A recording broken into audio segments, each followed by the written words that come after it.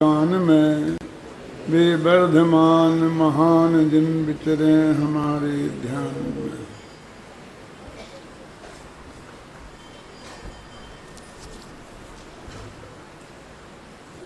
अब अपनी बात तो चल रही अरस में रूप गाथा की। अरस के बोल पर मैंने कल घटित किया था। यद्यपि मुझे उसमें कुछ कहना बाकी है, लेकिन अब मैं उसे रिपीट नहीं करूँगा। मैं अरूप के बोल पर उसी बात को वैसे ही घटित किया है, तो जो कुछ कहना है वो अरूप के बोल के संदर्भ में कहूँगा। आपके पास 100वां पेज निकाल लो। ये 100% सत्यवाद 100वें पेज पर है। देखो चौथी लाइन हिंदी की। उद्गल द्रव्य से भिन्न होने के कारण जीव में रूप गुण नहीं है। क्या? उद्गल द्रव्य से भिन्न होने के कारण जीव में रूप गुण नहीं है, अतः जीव अरूप है।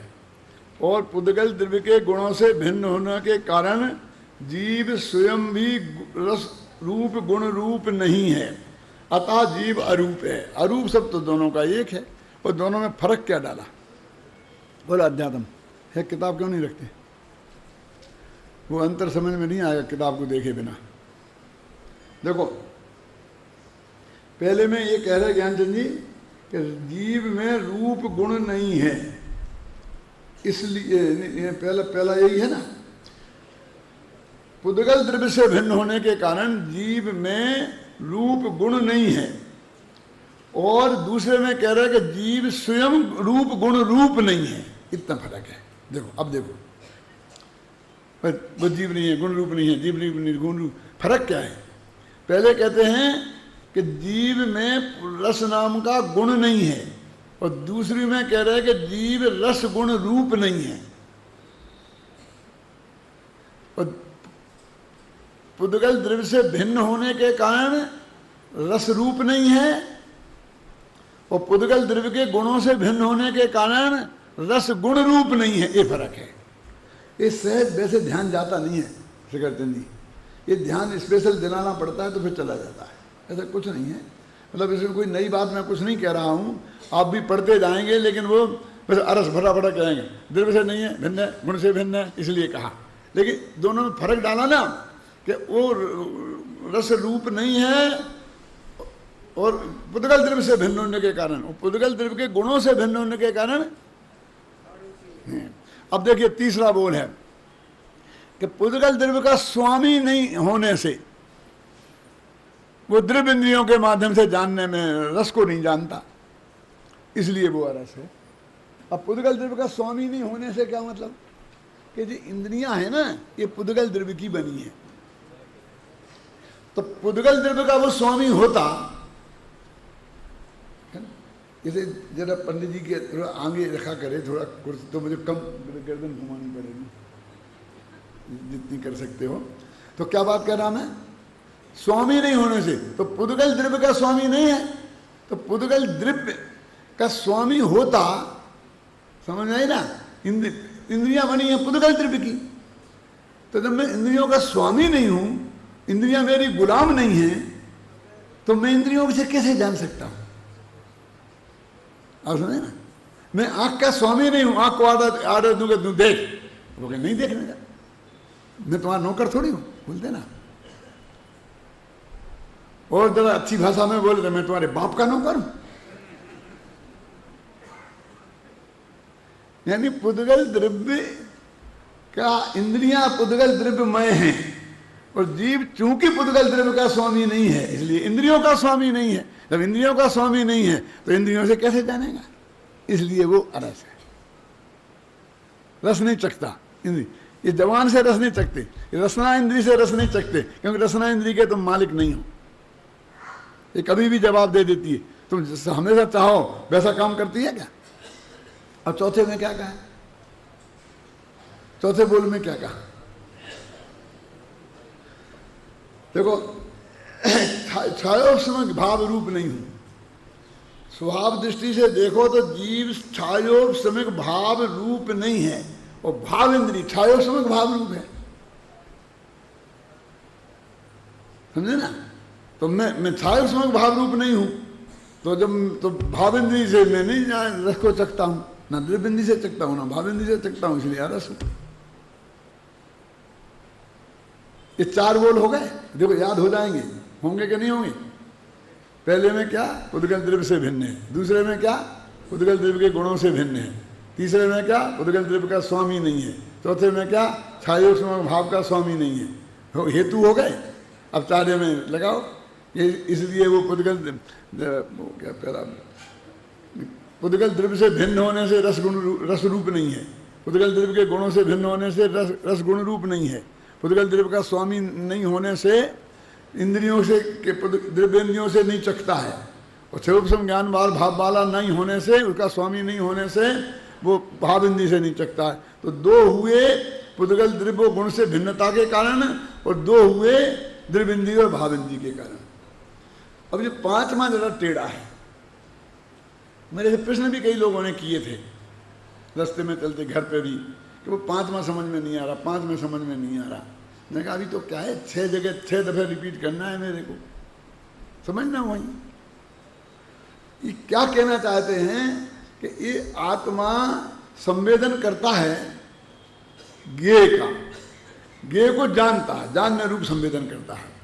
तो वो कहता है कि इस सामान्य का संवेदन, बहुत अच्छा शब्द है इसमें, देखो क्या है, समस्त 5 में, समस्त विषयों के विशेषों में साधारण ऐसे एक ही संवेदन परिणाम रूप जीव का स्वभाव होने से वह केवल रूप वेदना परिणाम को पाकर रूप नहीं देखता, अतः अरूप है। वो क्या कह रहे हैं कि वो जो सबका संवेदन करता जानता है ना, तो वो कोई अकेले एक को थोड़ी जानता है। अब आपने उसका सहयोग किया, वो आपको दिखाई क्या दे गया वो, और आपने उसका सहयोग किया, ये अच्छा नहीं है, ये अन्याय है। भैया मेरे को जो दिख जाता है मैं उसको ही बुला देता। मैंने एक विशिष्ट को मैंने नहीं बुलाया, मुझे ये काम है। तो एक लड़का दिखा कि भाई इधर तेरा क्या नाम है, एक जरा बोल के आना घर पर ये बात, कि उसको ही बोलते, मेरे को नहीं बोलते। कभी चांस मेरे को भी दो, तू दिख जाता पहले मैं तेरे को कह देता। यानी तू मेरे पर पक्षपात का जो आरोप लगा रहा है, किस बात का, कि तुम बार बार इसको ही बुलाते हो। क्यों, अशोक जी को याद करते हो प्रवचन में, अशोक जी को करते हो, हमें करते ही नहीं कभी। अरे भैया क्यों, अशोक दिख जाते, उसका नाम जानते हैं तो बोल देते हैं, और तुम्हारा नाम नहीं जानते हैं तो क्या बोले, पूछें कि क्या नाम है तुम्हारा, कुदरलाल जी, चंदूलाल जी, भूल जाता हूँ मैं, गाथाएं याद रहती हैं तो नाम भूल जाता हूँ। तो सचमुच बहुत नाम में सिर्फ इसलिए नहीं ले पाता हूँ कि मैं भूल जाता हूँ। उपयोग में आता है लेकिन नाम याद नहीं आता। तो वो ये क्या कह रहे कि देखो आप बिल्कुल उपयोग में से हटा दो कि जिसका नाम ले रहा हूँ वो मेरे लिए कोई विशिष्ट है, और जिसका नहीं ले रहा हूँ वो विशिष्ट नहीं है, ये बिल्कुल नहीं है। मतलब इसमें पक्षपात की गंध नहीं खोजना। तो वो कहते हैं कि रूप को जानता है आत्मा, तो उसमें से कोई रूप के प्रति उसको कोई विशिष्ट वो नहीं है। रूप रस गंध स्पर्श सारे पुद्गल, सारे जीव, सारे दुनिया, उस सबको एक से ही जानता है। वो अपने जानने का काम है, जानता है, झगड़ा खत्म बस। वो खड़ा है ना चौराहे पर पुलिस वाला, ऐसा ऐसा करता है ना इशारे पे, मेरे को रोक दिया। अरे मैंने तेरे को नहीं रोका, मैं तो लाल बत्ती होती है तो सबको रोकता हूं, तो मेरे को रोका नहीं। कि देखो सबको रोकता हूं, इसका अर्थ हो गया ना तेरे को नहीं रोका। कि मैं सबका संवेदन करता हूं, इसका अर्थ हो गया कि अकेला रस का संवेदन नहीं करता, इसलिए अरस। ये थोड़ी अटपटी तो है, समझ गया ना। क्यों अध्यात्म पकड़ में आया, पूछूंगा। मेरी दृष्टि में वही को नंबर मिलने वाले हैं जो शास्त्र रख के बैठेगा, वो पढ़ेगा, पूछ के बताएगा। कोई नेतागिरी से मैं किसी को नंबर देने वाला नहीं, इस पक्का समझ लेना। क्या समझे? ये 5वां बोल। 6वां और भी विचित्र है। ये दोनों ज्ञेय ज्ञायक संबंधी बोल हैं।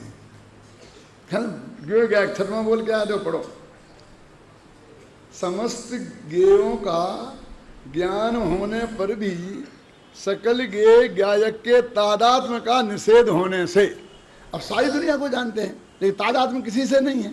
तो रस को भी जानते हैं उसी हिसाब से, उससे भी तादाद में नहीं है, इसलिए रस निषेध होने से उसके ज्ञान रूप परिणमित होने पर भी, देखो कि पर को जानने का निषेध नहीं किया उत्तम जन जी, क्यों किया?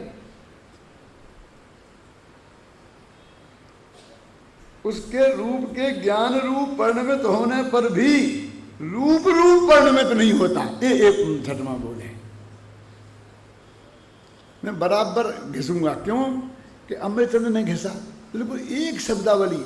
जरा संस्कृत में पढ़ना, जो पहले रस के बारे में है जगदीश भाई, वही रूप के बारे में, वही गंध के बारे में, वही स्पर्श के बारे में कह देते तुम समझ लेना। नहीं, इसमें क्या है कि कंजूसी करना कि आचार्य है, तुम्हारा कितना महत्वपूर्ण समय है, और समय सार की एक एक पंक्ति कितनी है, संक्षेप में कर दोगे। नहीं, ये कंजूसी इसमें नहीं करना, कंजूसी और बाहर की बातों में करना। और गुरुदेव भी बराबर घोंटते रहे। मैं तो उस वक्त बहुत आश्चर्य में पड़ गया जब 20 कलश आए, कौन से कर्ता कर्म अधिकार के हैं, तत्ववेदी पक्षपाता, तो गुरुदेव बराबर धोने जा रहे, 20 पे बराबर प्रवचन करते जा रहे, दोनों प्रवचन एक से आ रहे, और मान लो 15 दिन लग गए तो एक सही व्याख्यान आ रहा, लोग सुनने वाले ऊब जाएं, लेकिन वे नहीं ऊबे।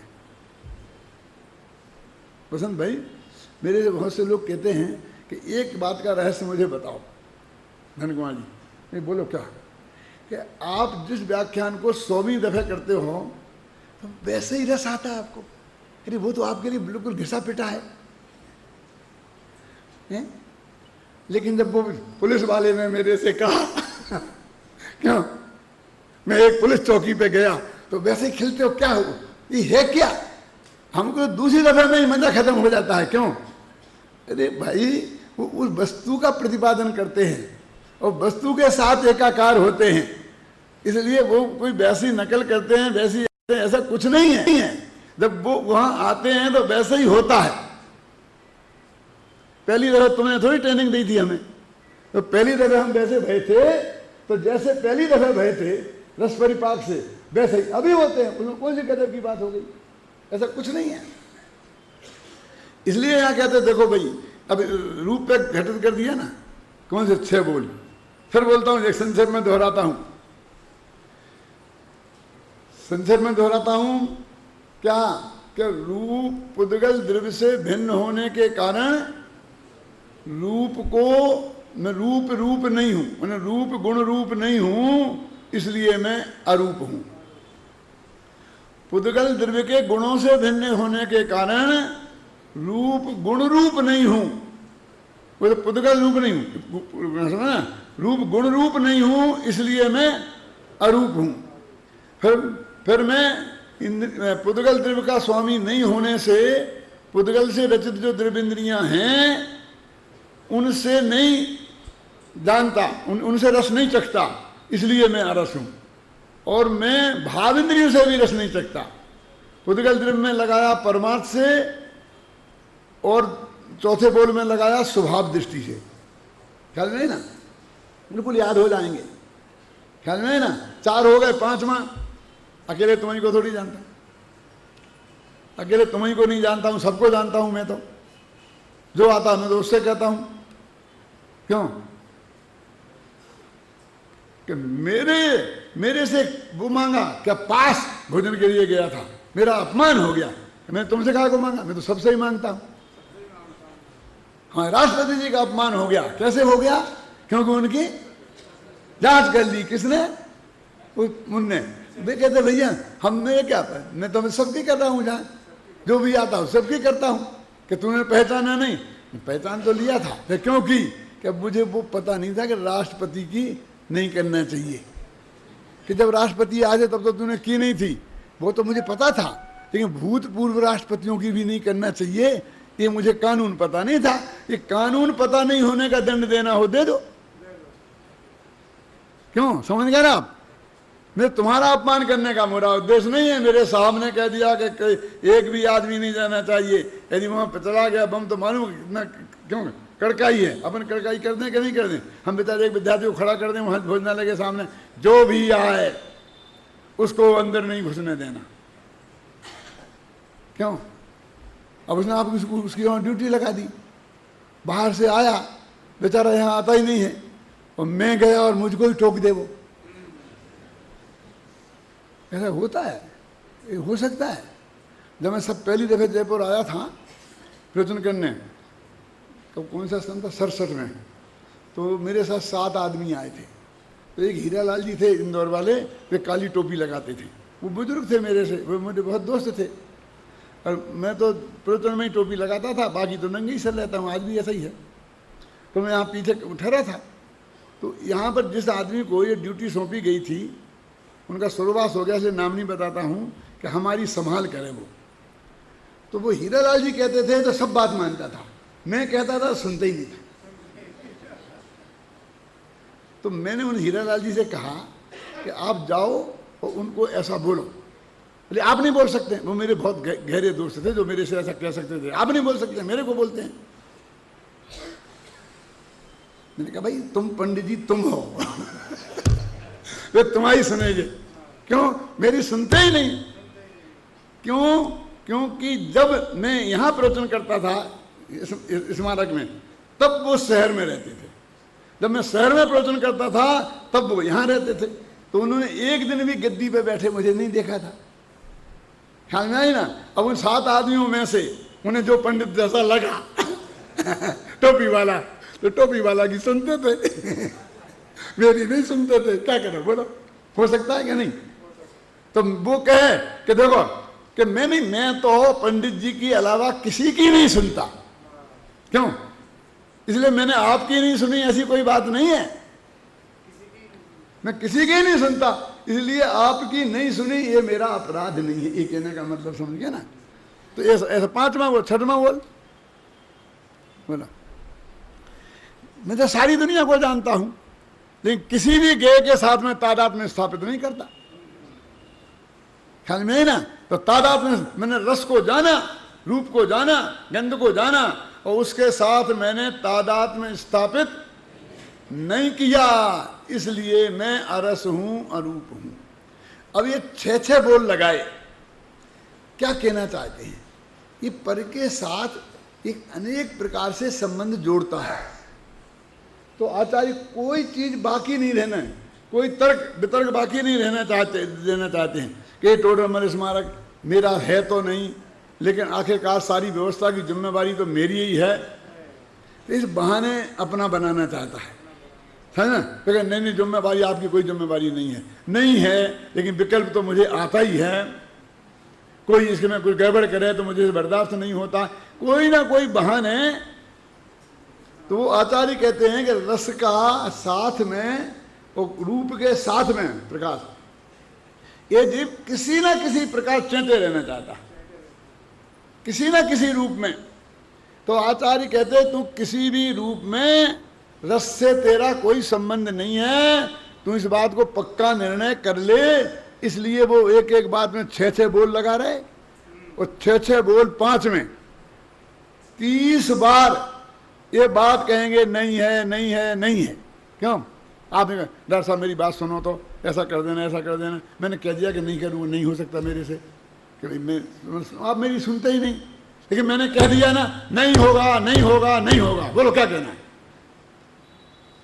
जरा कह दिया ना कि नहीं नहीं नहीं, कितनी दफे सुनना? नहीं नहीं नहीं नहीं नहीं नहीं। ये आज सुनिए ना, आचार्य 30 दफे नहीं नहीं करते हैं। बोलो कि कोई गुंजाइश तू निकालना मत, वो व्यवहार में ऐसे याद मत करो उसको, यहाँ अब सगुन हो जाएगा। क्योंकि हम जो बात समझाना चाहते हैं वो गहराई से अंदर पहुंचेगी नहीं। इसलिए आचार्य देव रूप रस गंध से हमारा कोई संबंध नहीं है, ये बताने के लिए इतनी दृढ़ता से बात कर